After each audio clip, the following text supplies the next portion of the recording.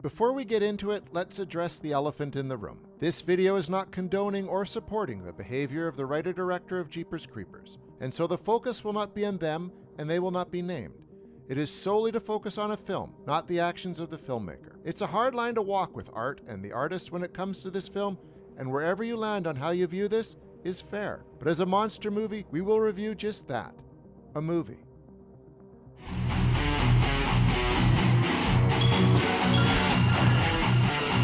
Nice hearing from you, Carlos. In late summer of 2001, a modest-budget horror film crept its way into 3,000 theaters across the country. That weekend, it earned a respectable $13.1 million and topped that the following weekend with $15.8, ultimately grossing a worldwide total of $59.2 million against its $10 million budget. Jeepers Creepers was a surprise hit, one that launched a viable franchise and created a horror movie icon in its terrifying villain known as the Creeper. Every 23rd spring, for 23 days, it gets to eat. The story is simple. Brother and sister Daryl and Trish Jenner take a road trip out on the countryside and come face to face with their worst nightmare. The first part of the story was said to be inspired by true events. Ray and Marie Thornton drove along Snow Prairie Road in Coldwater, Michigan. They played a game of making up words and phrases based on license plate numbers they had seen on the road. After being cut off by a green truck with the letters GZ in its license plate number, Marie exclaimed, "Geez, he must be in a hurry," winning that round of the competition. But her victory was short-lived. Passing a schoolhouse, the couple saw the same green truck that cut them off. They noticed a man disposing of a white sheet that appeared to be covered in blood. The man with the sheet spotted the onlooking duo and drove after them for several miles, attempting to run them off the road. He failed and eventually gave up. Ray and Marie later drove back to the schoolhouse to ensure they'd have the truck's full license plate number when contacting the police. They discovered the sheet they'd seen earlier had been shoved into a hole in the ground. This led police to the body of Marilyn Depew, who had been murdered by her husband, Dennis Depew. Soon the story became national news and was featured on an episode of Unsolved Mysteries. The first act of Jeepers Creepers plays out almost identically to Ray and Marie's story, with only a few different details. As mentioned, Derry and Trish are brother and sister, not a couple. Also, instead of returning to a schoolhouse to get a license plate number, our two leads return to an abandoned church, believing what they saw wrapped in a sheet may just be someone in need of help. Derry ends up falling down the pipe where the unseen person or thing had been dumped. He discovers his instincts were right. Wrapped in a sheet is a mutilated body. In fact, he realizes he's now in the center of a horrifying kind of holding cell, surrounded by bodies and body parts, which we later learn is referred to as the Creeper's House of Pain. Trish believes the Creeper's truck is headed back in her direction, but it ends up being a false alarm. Derry then pops out of nowhere. Both terrified, the siblings are quickly back on the road. In a state of shock, Derry can barely get a word out. The two reach a diner, rushing inside to call the police. Derry discovers enough to reveal what he saw to the responding state troopers. The officers are so put off by what he's saying that they react by failing to react. In fact, failing to react seems to be a lot of the characters' go-to move here. But to be fair, they don't know they're in a horror movie. The one character who does seem to have this self-awareness is Trish, spouting out lines that seem to come straight from the mind of Kevin Williamson. Is this your idea of a little adventure or something? Because this is why girls are smarter, okay? When the two are followed back to the church by the state troopers, the troopers get word that the church is on fire. The Creeper is hot on their trail, literally standing on top of the trooper's car. He dispatches both of them, but not without taking a souvenir. Soon we learn the truth from Giselle, who is known as the resident psychic, and to some, the resident psycho. Giselle reveals that the Creeper strips his victims for parts, taking their lungs, their hearts, etc., and uses them as his own, which explains his immortality after sustaining various injuries.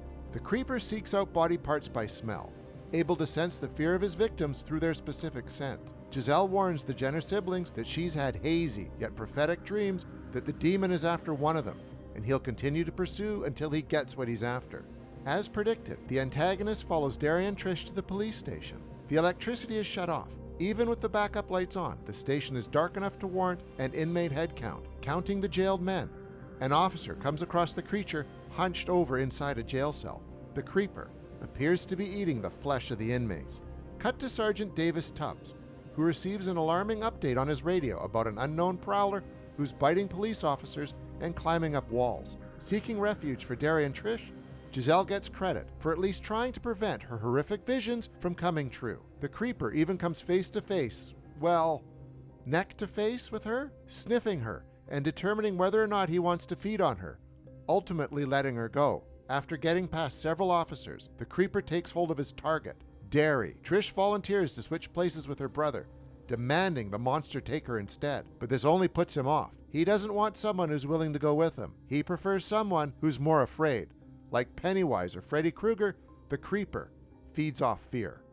The flying monster escapes into the night with Derry in his grasp. Giselle later tries to comfort Trish by calling herself a crazy old lady who shouldn't be taken seriously. But after all her arguing, Trish finally accepts that Giselle was telling the truth. The truth plays out like one big nightmare.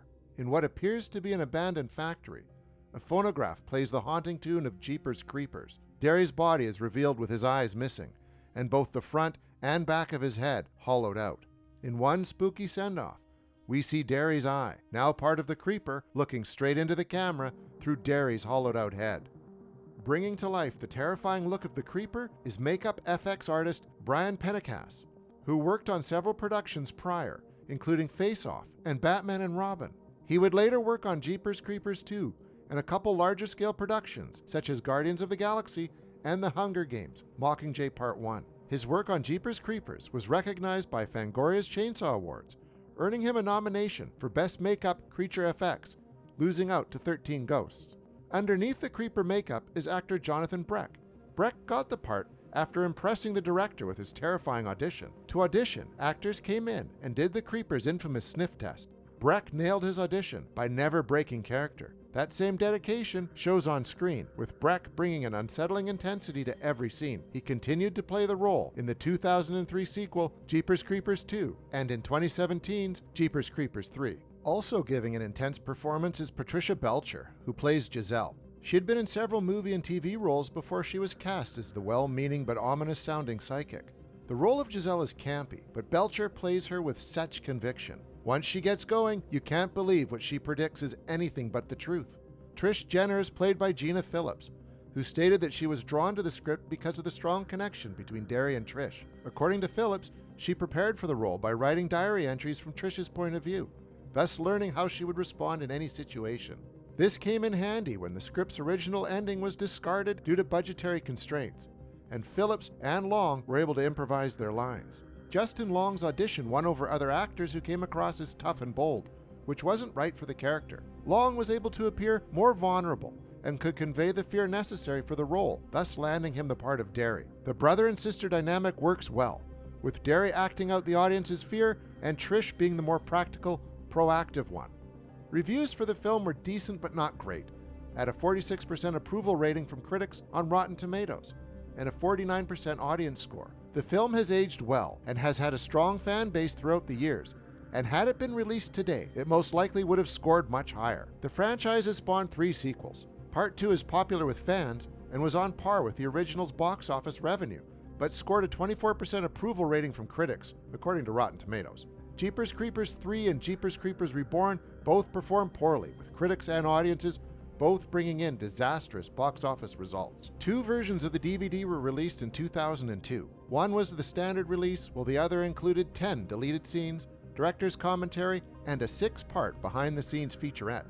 10 years later, the film and the expanded DVD features became available on Blu-ray. In 2016, the movie got a Blu-ray re-release, offering fans brand new interviews and scene-by-scene commentary by the director and actors Justin Long and Gina Phillips. When the script was written, the genre was transitioning. After the overnight success of Scream in 1996, the market was flooded with self-aware teenage slasher flicks. While it was a fine subgenre, it was getting stale after numerous copycats. In 1999, the horror landscape shifted. The Sixth Sense and The Blair Witch Project, both supernatural horror films, were suddenly all the rage. In fact, the director admitted to being inspired by both films. The influence from both the mid and the late 90s is evident in the final product. On the supernatural end, the creeper is an ancient demon of unknown origin who resurrects to feed every 23 years. Trish and Derry's dialogue reflects the teen protagonists of the time without overdoing it. For the most part, they talk like real siblings. They argue over petty things. They bust each other's balls. But you can see, especially when the horror elevates, that they really care about each other. And when the movie has a heart, especially one that might be eaten, it always makes the horror a little scarier. Giving this a 9 out of 10.